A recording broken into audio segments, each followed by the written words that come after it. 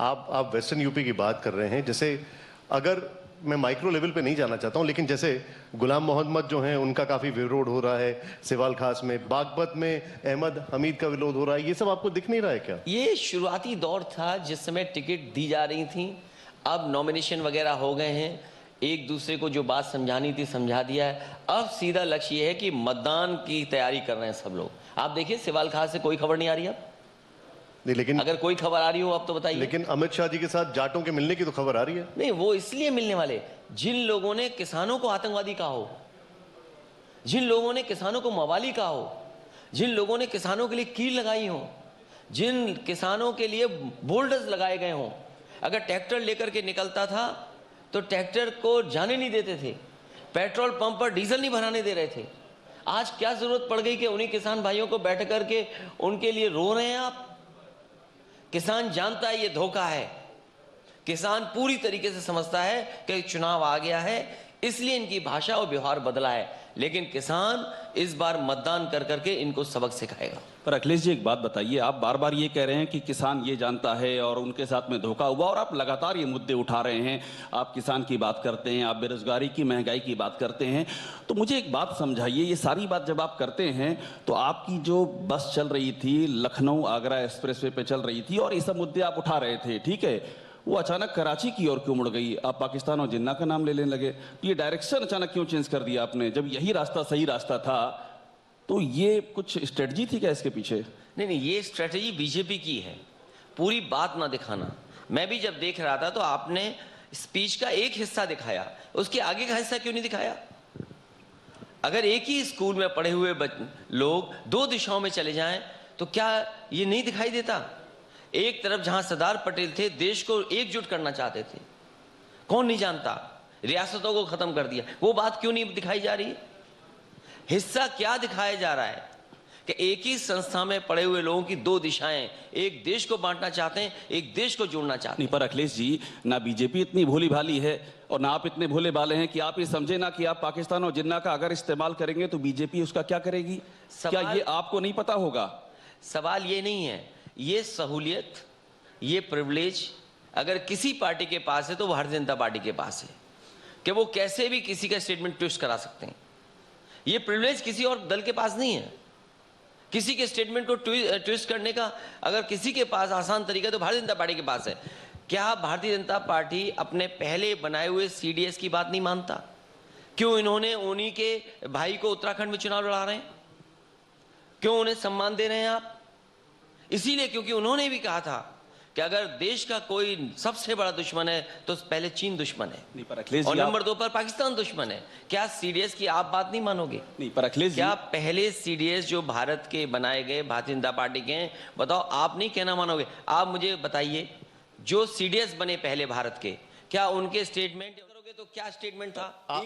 क्या स्टेटमेंट था ये बताइए। एक मेरा काउंटर ले लीजिए। आपकी सारी बातें सर, अखिलेश जी आपकी बात मान ली, सीडीएस की बात मान ली, लेकिन एक बात बताइए, नहीं इसकी जरूरत अभी क्या पड़ गई?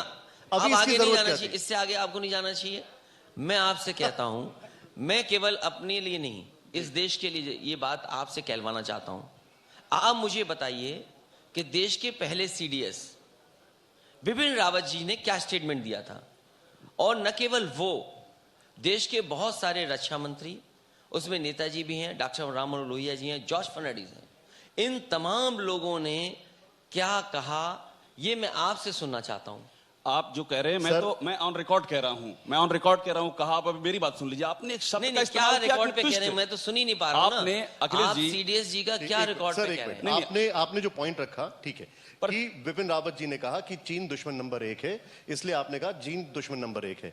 मैं आपसे यह समझना चाहता हूं, ऐसे देश में तमाम लोगों ने बहुत सारी बातें की हैं, किसी ने अमेरिका और यूरोप पे भी कहा। यूपी के चुनाव में आप अमेरिका, यूरोप, चीन, पाकिस्तान की बात करें? जो इकोनॉमिक टाइम्स के पत्रकार थे, उन्होंने पहले इकोनॉमी की बात की। वो आप भी नहीं जानते, वो पत्रकार जानते होंगे, उनके रिकॉर्ड पर होगी चीज।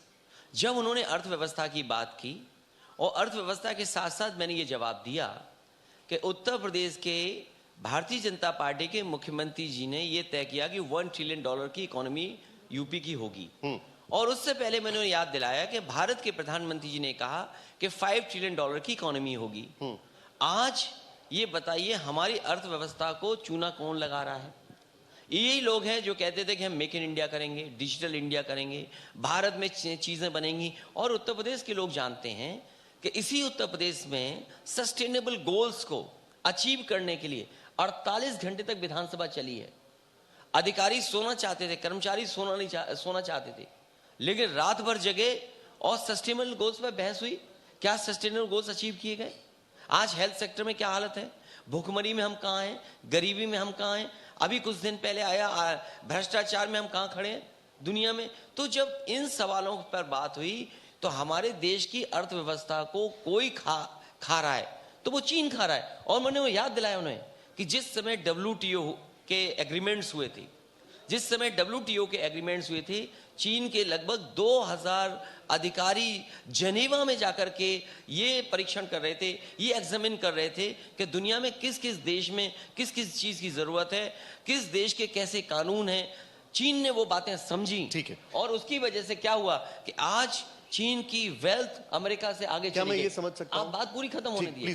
तो जब ये बात कही तो मैंने कहा कि अर्थव्यवस्था के मामले में और सीमा के मामले में हमें चीन से सावधान रहना पड़ेगा। मैंने क्या गलत कहा? अगर इकोनॉमिक्स टाइम्स जैसा अखबार कुछ अपनी खबर को चटपटा बनाना चाहे, ठीक, और वो स्टेटमेंट क्या लगाए, तो इसके लिए मैं दोषी नहीं हूं।